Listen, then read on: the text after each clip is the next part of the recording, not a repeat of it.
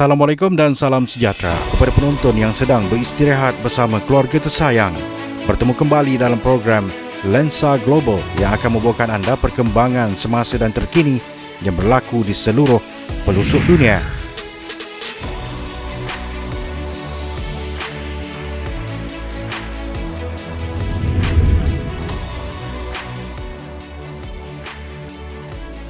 Sekurang-kurangnya 56 orang awam terbunuh dan ratusan lagi cedera dalam pertempuran berterusan antara Angkatan Tentera Sudan dan pasukan separa tentera Rapid Support Forces atau RSF di negara itu. Perkara itu dimaklumkan oleh Jawatankuasa Pusat Doktor Sudan dalam satu kenyataan.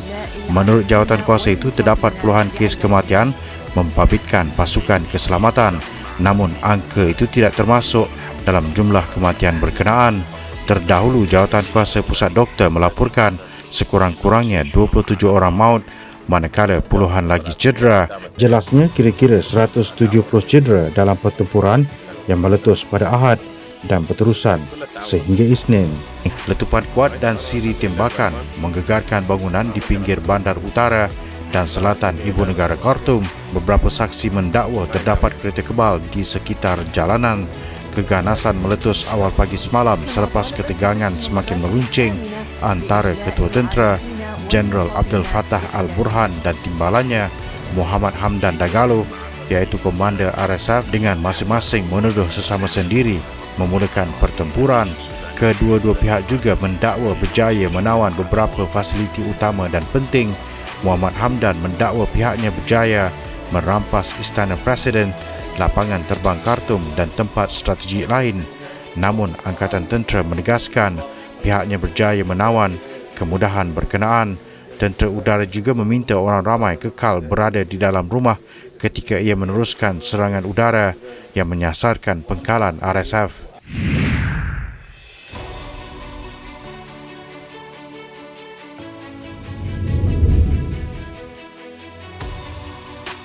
Sekurang-kurangnya 4 orang maut manakala 28 yang lain cedera dalam kejadian tembakan ketika sambutan hari jadi Sweet 16 di sebuah studio tarian di Dadeville, Alabama. Polis negeri berkata sebahagian mangsa cedera parah dalam tembakan itu. Pihak berkuasa berkata tembakan bermula sejurus selepas jam 10.30 malam waktu tempatan pada Sabtu lalu.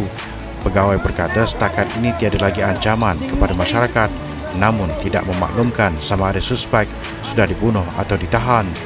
Penguasa Undang-Undang Alabama Jeremy Burkett berkata pihaknya akan terus bekerja dengan cara yang terbaik dalam berdepan insiden itu dengan melihat fakta dan memastikan keluarga mangsa mendapat keadilan.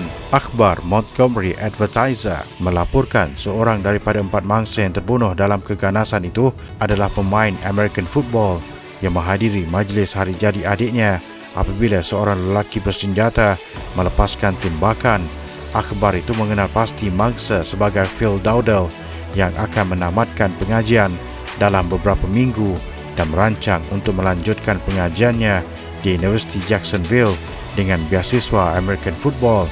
3 lagi mangsa yang maut adalah Sean Kivia Smith, Marcia Collins dan juga Corbin Holston.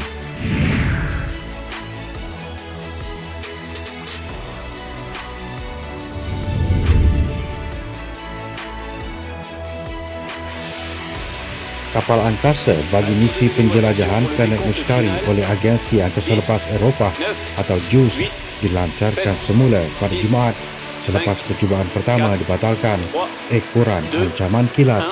Kapal angkasa yang dibawa roket Ariane 5 akan dilancarkan dari European Spaceport Kourou, French Guiana, Perancis kira-kira pukul 12.30 hari waktu tempatan atau pukul 6 petang waktu Malaysia. Jika misi ini berjaya, kapal angkasa tanpa kru seberat 6 tan itu akan mengharungi perjalanan selama 8 tahun melalui sistem suria. Misinya mencari bukti sama ada bulan mustari yang dilitupi ais boleh menjadi habitat kepada hidupan luar angkasa. Misi penjelajahan melibatkan perjalanan sejauh 628 juta kilometer dari bumi. Kapal angkasa itu dijangka tiba di bulan mustari pada tahun 2031. Planet mustari kali pertama ditemui oleh ahli astronomi Galileo Galilei lebih 400 tahun lalu. Mustari adalah planet kelima dari Matahari dan planet terbesar daripada 8 planet sistem Suria. Ia berjarak purata kira-kira 778.3 juta kilometer dari Matahari.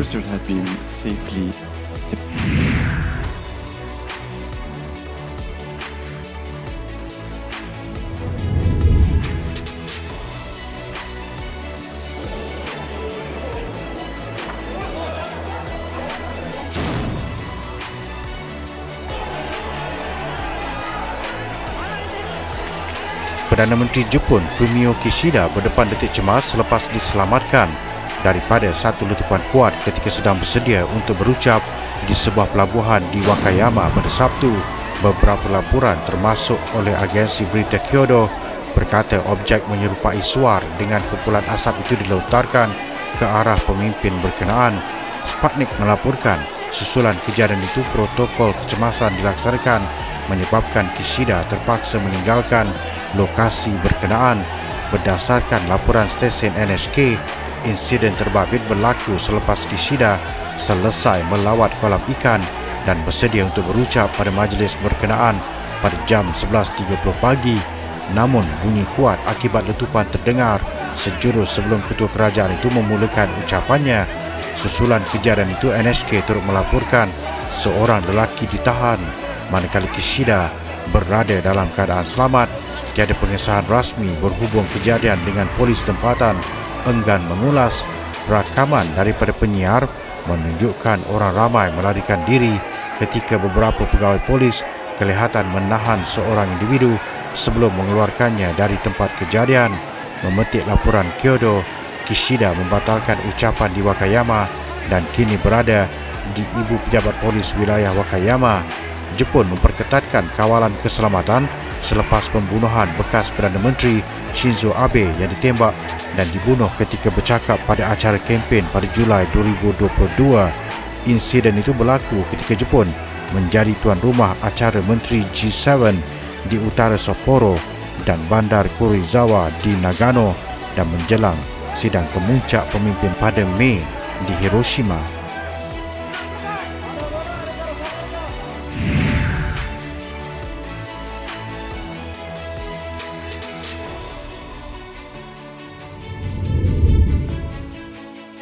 Syarikat Aeroangkasa SpaceX membatalkan pelancaran roket gergasinya pada Isnin. Pelancaran roket Starship yang dijadualkan berlepas di Texas, Amerika Syarikat berdekatan Mexico terpaksa ditunda berikutan masalah teknikal di peringkat pertama percubaan. Menurut laporan, SpaceX akan membuat percubaan lain untuk melancarkan roket tersebut ke angkasa pada Rabu.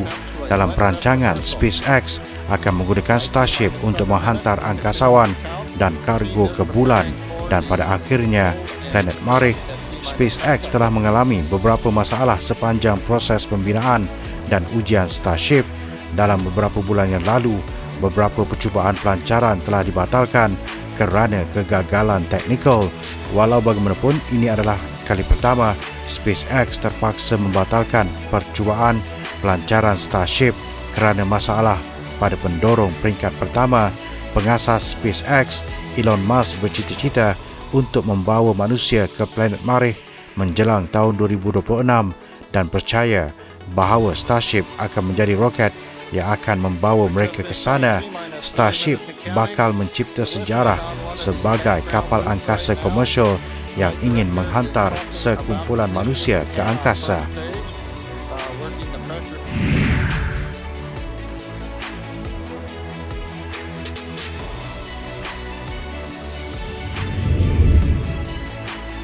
Perdana Menteri United Kingdom Rishi Sunak kini disiasat oleh pihak berkuasa pengawasan parlimen negara itu berhubung saham milik isterinya dalam sebuah syarikat penjagaan kanak-kanak.